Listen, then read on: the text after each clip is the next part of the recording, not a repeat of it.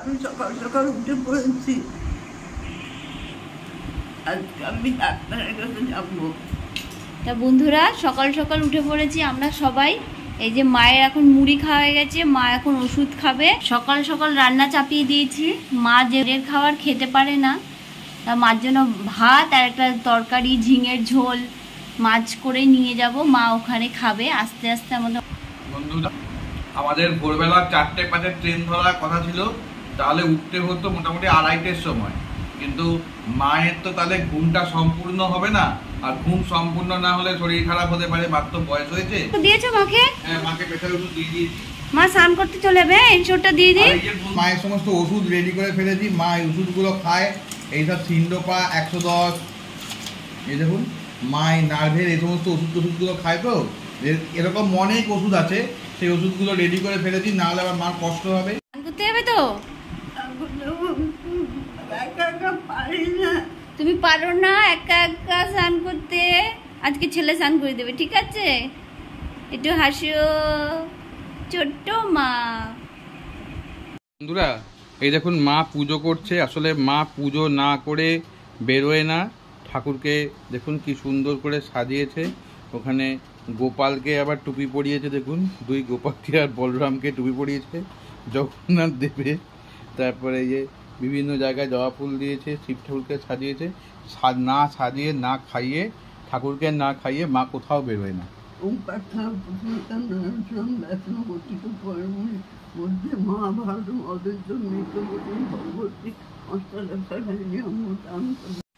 বন্ধুরা, এই যে দেখুন এখন মঞ্জু মায়ের চুল বেঁধে দিচ্ছে।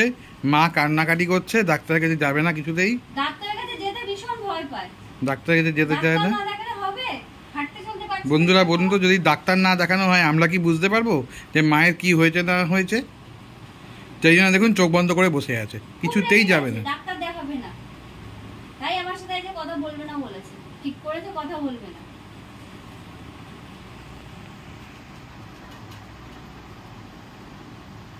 বাইরে গিয়ে এমনকি ভাত খেতেও চায় না, লজ্জা পায়। তা বললে হবে? বাইরে গিয়ে ভাত খাবে না? ট্রেনে উঠে পড়েছি। মা জানলার পাশে জায়গা পেয়েছে, বসে আছে।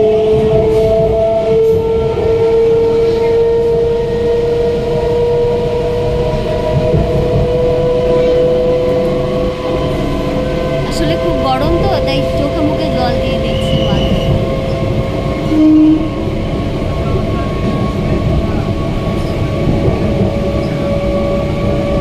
চলে এসেছি ডাক্তারের কাছে। এই যে মা বসে আছে, মার নাম রাখবো 2টোর সময়।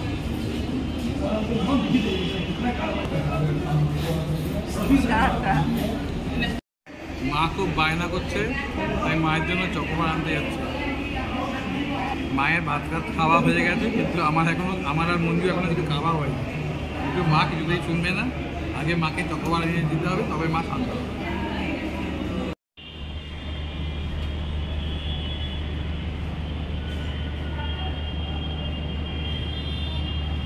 বন্ধুরা, মাকে এক ডাক্তার দেখানো হয়ে গেল, চোখের ডাক্তার দেখালাম।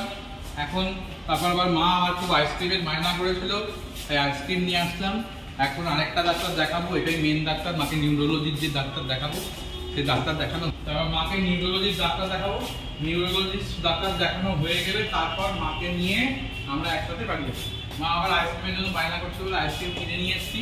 মা বাটি আইসক্রিম খেলো, মঞ্জু খেয়েছে। মাথা নিচু করে আছে মা, লজ্জা পাচ্ছে। মা লজ্জা পাচ্ছে, মা নতুন বউ হয়ে গেছে।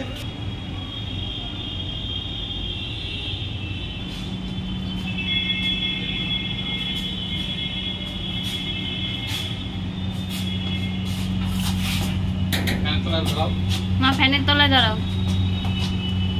এখন আমরা লিফটে আছি বন্ধুরা। এই যে মা রয়েছে, মা তাকাও একবার বন্ধুদের থেকে টাটা করে দাও। মার মনটা ভালো আছে, কিন্তু আইসক্রিম খেয়েছে বলে ভীষণ বায়না করছিল, দুষ্টুমি করছিল। বন্ধুরা, মাকে আজকে সকালবেলায় নিয়ে গিয়েছিলাম, আপনারা দেখেছেন। মাকে নিয়ে গেছিলাম ডাক্তারের কাছে। মাকে 2জন ডাক্তার দেখিয়েছি। তার মধ্যে মেন যিনি নিউরোলজিস্ট, মাকে দেখেছেন। মাকে দেখে মায়ের সব কিছু, সার্বিকভাবে মায়ের সব কিছুই ভালো। তবে মায়ের পার্কিনসন প্রবলেমটা কেমন আছে সে বিষয়ে জিজ্ঞেস করেছিল। তাদের বললাম যে না, এখন আর মার পার্কিনসন প্রবলেমটা সেরকমভাবে নেই, মোটামুটি ভালো, কিন্তু পায়ে প্রচণ্ড যন্ত্রণা। তা তখন উনি পা টিপে দেখলেন, তা দেখে বললেন যে না, এখন মোটামুটি ঠিক আছে, মার পায়ে কোনো বিশেষ সমস্যা নেই। তা আমি এনসিবি টেস্ট করবার জন্য আমি ওনাকে বলেছিলাম, বা একটা সিটি স্ক্যান বা এমআরআই করবার জন্য বলেছিলাম। তা উনি বললেন যে মায়ের যা পজিশন দেখছে মার কোনো প্রবলেম নেই। তা আবার 3 মাস পর আমাদেরকে ডেট দিয়েছে, সেদিনকে যেতে হবে। আর মা কিছু ওষুধ দিয়েছে আর কিছু নিয়মাবলী বলে দিয়েছে। কি কি নিয়ম? 1 নম্বর প্রথম কথা বলেছে যে মাকে কোনোভাবে কোনো খারাপ করে কথা বলা যাবে না, মাকে সব কোনো বকাঝকা করে কথা বলা যাবে না, সবসময় কোনো ভালো করে ভালো বেঁচে মিষ্টিভাবে কথা বলতে হবে। আর দ্বিতীয়ত মাকে নিয়ে কোথাও একটু ঘুরতে যেতে হবে, এটা বলেছে। যেমন শীতকালে, গরমকালে তো মাকে নিয়ে কোথাও বেরোনো যায় না, শীতকালে অন্তত পক্ষে 1 2 একটু মাকে নিয়ে একটু বাইরে যেতে হবে। আমি নিয়ে যাই অবশ্য। এবারেও ইচ্ছা আছে, জানি না, আপনারা ঠাকুরের কাছে প্রে করুন এবং মা যদি ভালো থাকে তাহলে মাকে নিয়ে অবশ্যই যাব। আর এই হচ্ছে কথা।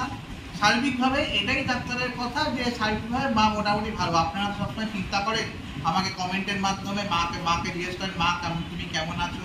সবাই আপনারা মাকে ভালোবাসেন, মাকে শ্রদ্ধা করেন। আপনারা মাকে এত ভালোবাসেন, এত ভালোবাসা দিচ্ছেন, কমেন্টের মাধ্যমে মাকে নানা রকম ভালো ভালো উপদেশ দেন যাতে মা যাতে সুস্থ থাকে। সেই ক্ষেত্রে আপনাদেরও অবশ্যই জানার অধিকার আছে মা কেমন আছে, ডাক্তারবাবু মাকে কি বললো না বললো।